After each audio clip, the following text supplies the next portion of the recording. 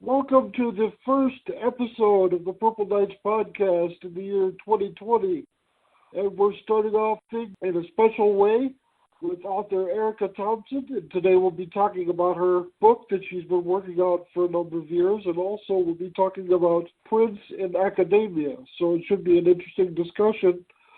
Erica, I actually had you on my first podcast that I started way back in 2010, and that was a long time ago. I'm sure you've researched and written a lot more since then, but we'll talk about that. Well, why don't you start out telling us about sort of the background of your book project and how you were inspired to write the book?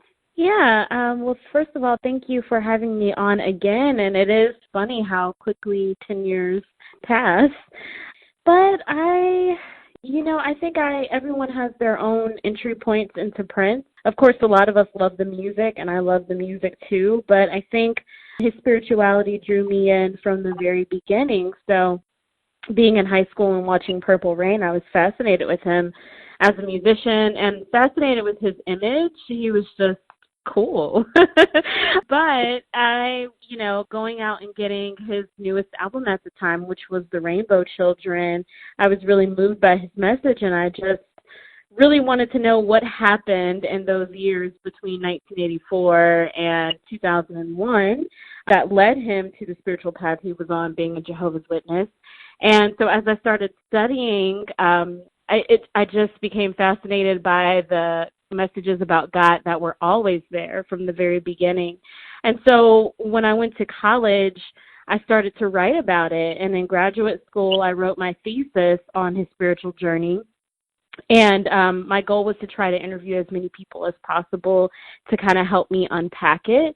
And after completing my thesis, I decided I wanted to keep going and turn it into a book. So that's kind of a brief overview of it. Wow, yeah, that's great. That's quite an introductory album to start out with. The Rainbow Children is very, very inspired, and even though I'm a Christian, but not a Jehovah's Witness, and even though his spiritual path was different from mine, I totally respected and was in awe of his passion and his excitement to share his newfound belief system with his fans.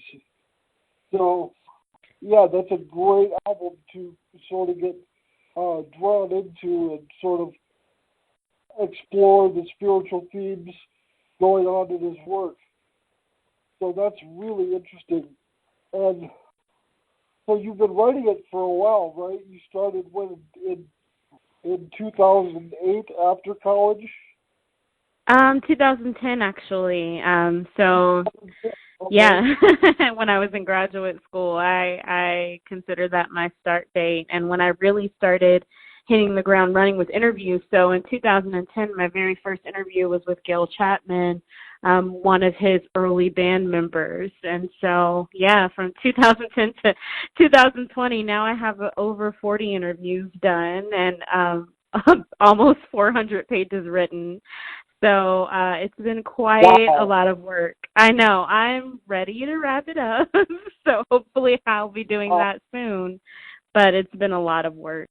Yeah, shout out to Gail Chapman. She's a very, very kind person, and I've interacted with her several times on Facebook.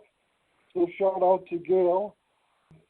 Wow, what a tremendous number of interviews, and I'm sure a tremendous number of hours invested in interviewing all these people. And what would be one thing that you learned about Prince that you were surprised to learn, or that people might be surprised to know? I would say how dynamic his journey was. So I think when I first started this project, I thought we would kind of only be in the world of Christianity. But that's not the case at all. So especially like during the 90s, talking to people and listening to his music. And it's really important to to listen to his music to find out more about him. And you see a lot of messages about reincarnation and the third eye and the Hindu god Shiva, like a lot of things like that. And so I think that has been most surprising to me, just how in-depth his journey is. It's not limited to just one religion, and I think that would surprise a lot of people. Right. I mean, just thinking about it just now, I'm reminded of different themes, going on in his music through the years, everything from Egyptology to Afrofuturism. So it's really interesting stuff, and I'm sure your book delves into a little bit of that, a little bit of each of those. 400 pages, wow, that's a lot to digest. But I've been looking forward to this book ever since I first found out about it. So I think it's one of the most important books that's going to come out in terms of scholarly research about Prince, and it's interesting because his religious side, well, his spiritual side, I should say, is one of the things that drew me to him. I've been a fan since I was 3 years old, so before I could even really formulate a deep, complex thought, I knew that Prince was a deeply spiritual artist, and that has always sort of resonated with me.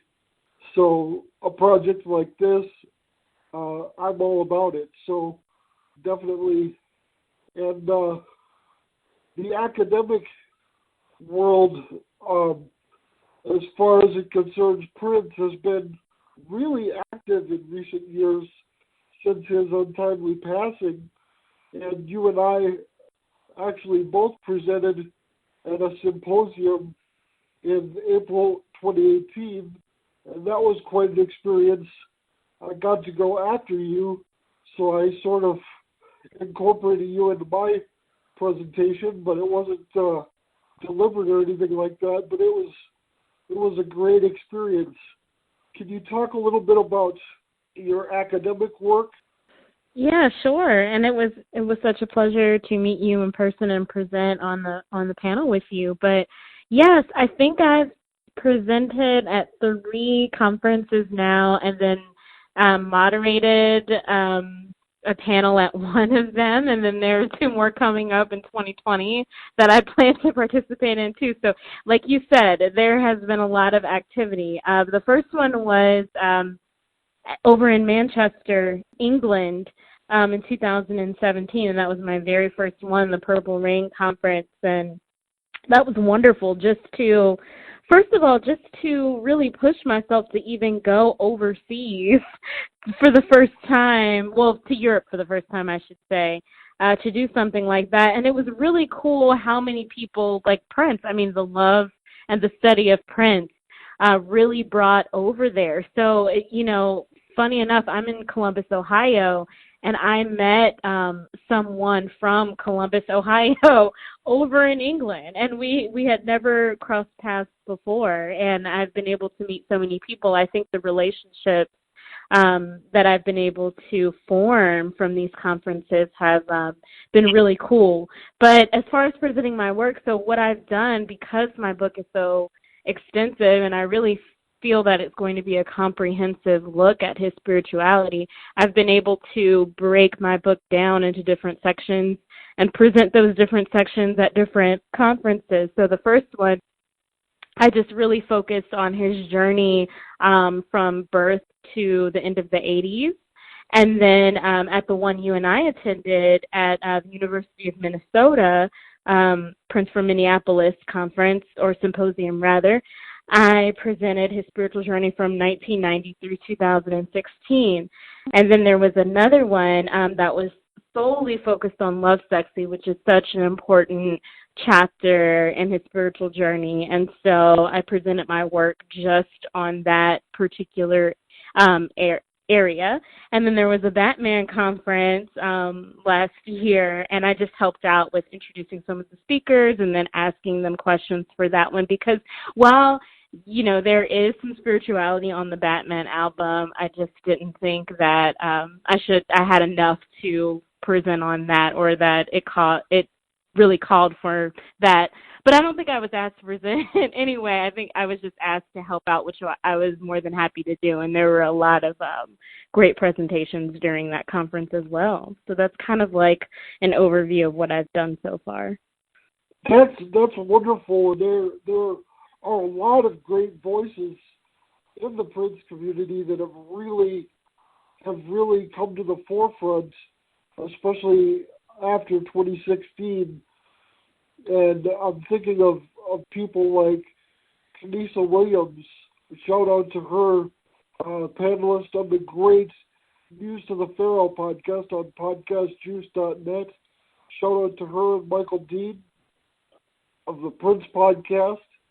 And if you haven't listened to News to the Pharaoh, it's taking a look at Prince from the feminine perspective, which is fascinating and very valuable and very relevant in today's culture, I think. So I love those guys, and shout out to them. Also, you mentioned Columbus, Ohio, and I've got to give a shout out to Mr. Scott Woods, who wrote a excellent book of Prince essays that I'm currently reading through now, and I'll have a review of that here in the near future. Looking forward to that. And I'm also hoping to have Scott on the podcast as well. And you two recently did a podcast as well on the unreleased track 2020, did you not? Yeah. Scott's great. It's called The Purple Canon, and it's our very first one, and we did it just because we always talk about Prince, and sometimes we think we should record our conversations because we hope that people will find value in them, and then we hope that we are sharing a perspective that maybe isn't out there. So it was really fun to talk about a song called 2020, as we are now in the year 2020, but we also just kind of talked about other themes. So that was like our introduction into talking about things like his spirituality, and then also his use of space and place in his music, like whether it's 2020 or The Dawn or Paisley Park or things like that. So I think it was just kind of a really interesting conversation. And, the folks that you named are great, and I could name 1,000 more people. It's just so many people are doing great things in the Prince scholarship space. I think sometimes people can get the feeling that maybe it's too crowded or, not enough room for more, but I don't think that way, because I think Prince is so vast that we can always pull different things to talk about.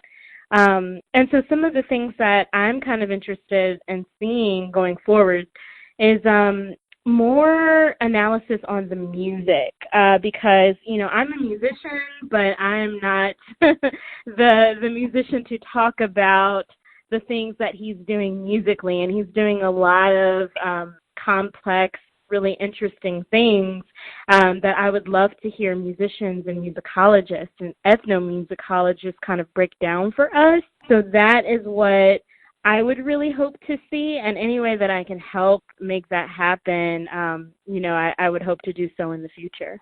Yes, it's interesting you mentioned the musicology side of it. I've got to give another shout out to actually one of the inspirations for this podcast and all my other previous iterations that I've had throughout the years is the Peach and Black podcast, the guys from Australia, and in particular, on the musicology side of things, I believe they're all musicians, all the guys, but in particular, Toe Jam is a very, very insightful guy in terms of talking about musicality and really breaking down, the musicality in Prince's work. So shout out to Toe Jam, and all you musicians and scholars out there, we need more material about Prince's music and the musicology and all of that stuff. It's all fascinating, but we definitely need more on musicology, definitely.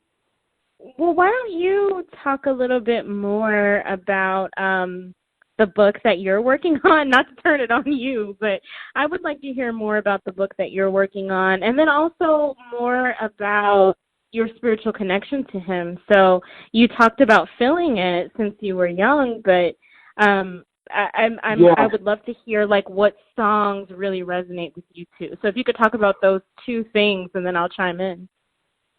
Well, it's kind of cliche, and I hate to say it because a lot of people say, casual fans, you can tell the casual fans from the hardcore fans from the songs that they mention and the songs that they like and love.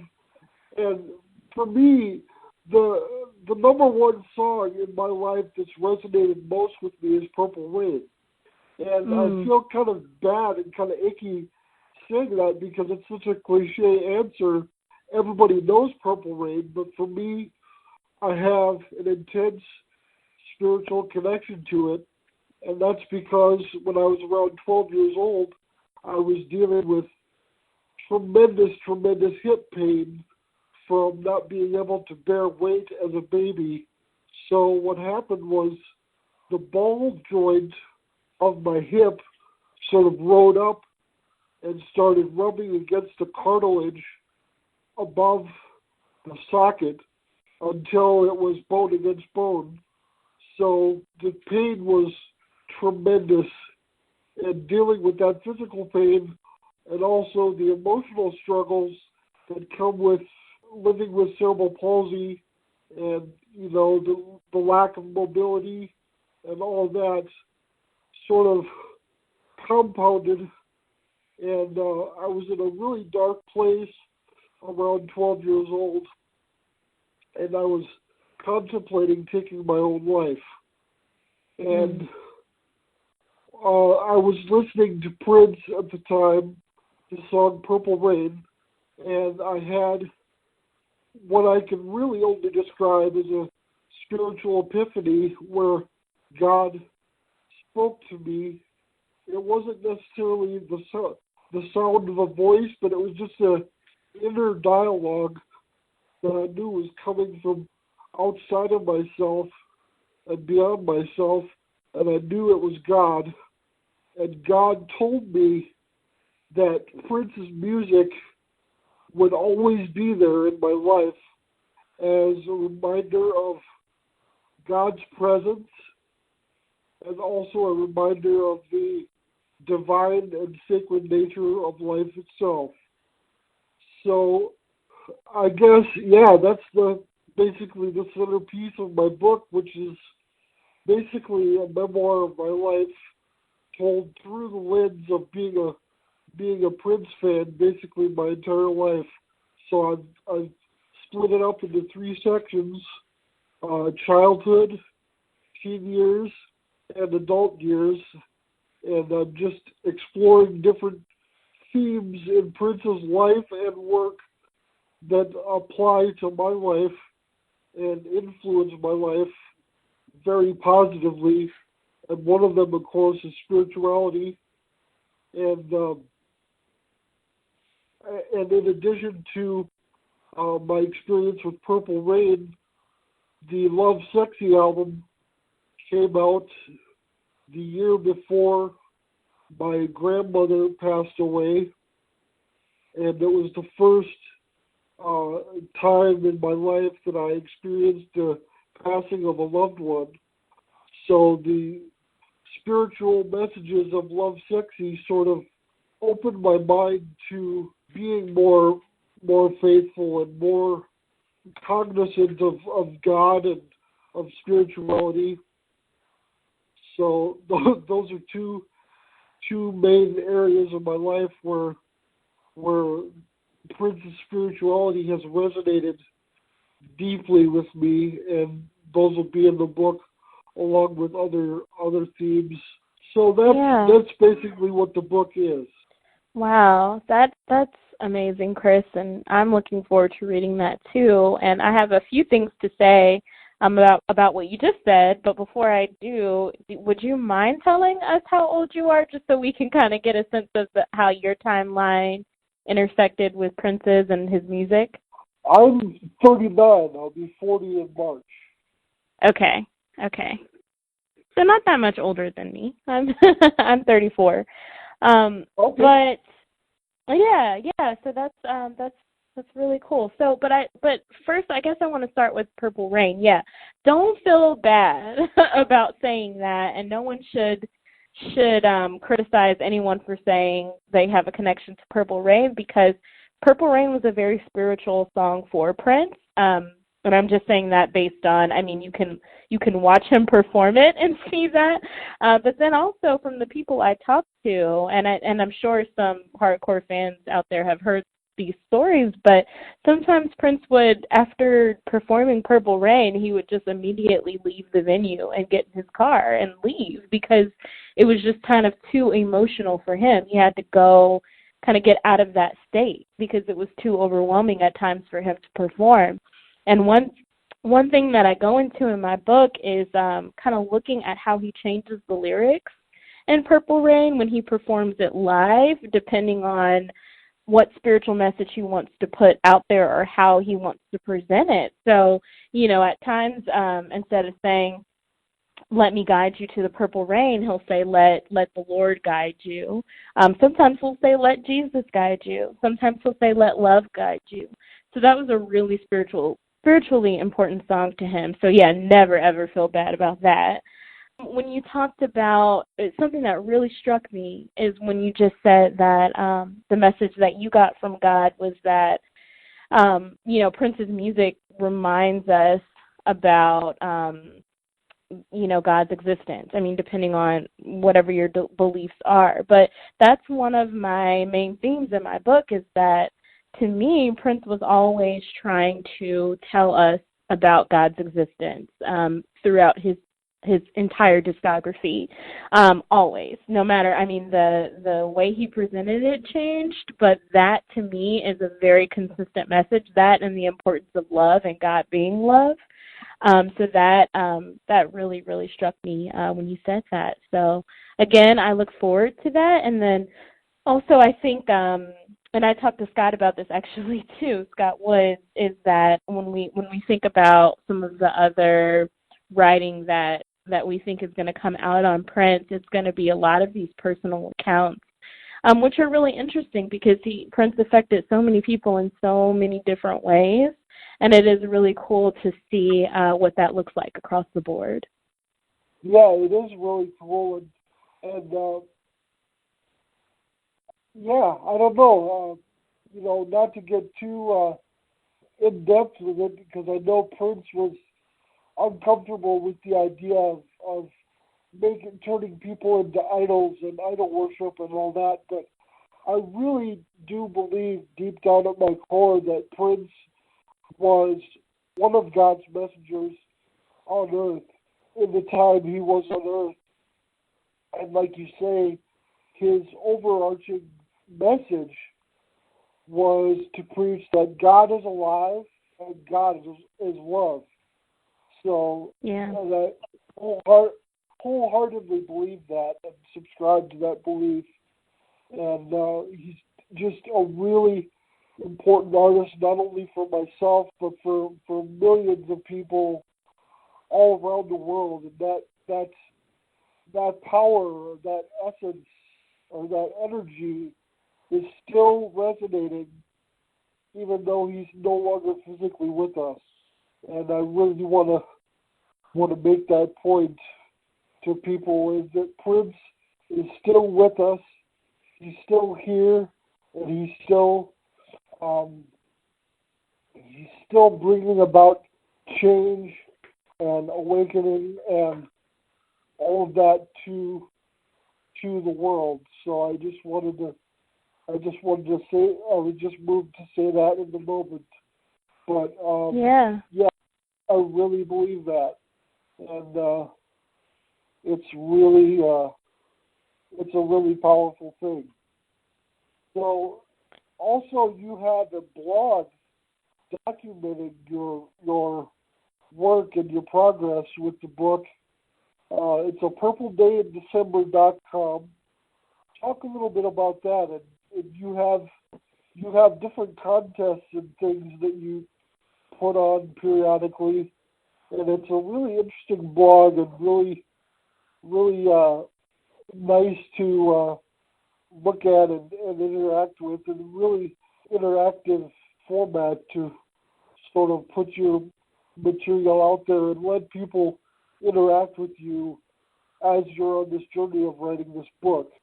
Yeah, thank you, Chris. So yeah, Yeah. I've been doing it. I've been doing it since 2010 too, and it's it's funny because the first couple of years of it, I was very active, but then like as time went on, I wouldn't blog as often. But then I set a goal in 2019 to blog every Friday of the year, and I made that goal, which was huge for me, and I intend to keep doing the same thing. But yeah, it includes a lot of different things. So, sometimes I give, and I think I did this more in the past than I do today, but I give a lot of insight into what this process has been like for me.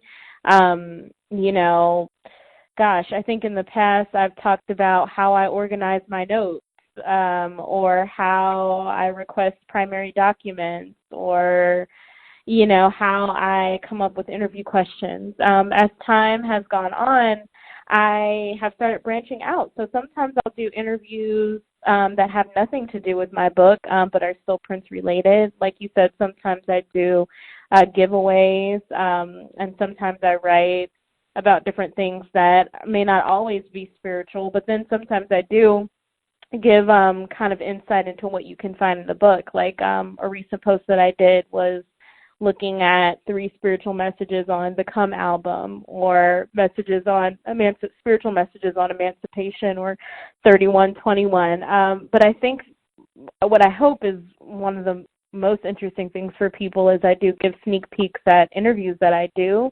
So I have a list of all the interviews I've done so far on my website. And then most of them are hyperlinked, so you can go get a little taste of what we talked about. So I'm hoping that kind of entices people to buy the book eventually. And like you said, it's been a great way to build up a base of readers who I hope will read the book when it comes out. Oh, definitely. So what's coming up next for you in the immediate future? I mean, I know there's another conference at the University of Minnesota, which they followed me from the very beginning on Twitter, but since it was put on by the same people that hosted the Purple Rain conference, I mistakenly assumed that the conference would be held in Europe, so I never reached out to them about submitting a presentation topic, or otherwise I would have, had I known it was going to be in Minneapolis. So I'm kind of disappointed in myself about that. But will you be presenting there then in June? Yes. I'm sorry that didn't work out, but there are going to be. I have a feeling there are going to be many other conferences. So I look forward to seeing you present at the other conferences that pop up too, and I hope that you'll still attend. But yeah, I June 2nd and 3rd, and I can't. It might not be exactly the University of Minnesota. It might be a neighboring college. I don't have it right in front of me, but yes. Yeah, but it's right. Yes. Yeah. So look that up. I mean, it's called Prince 78 through 88, an interdisciplinary conference. And so it's just focusing on those 10 years of his career.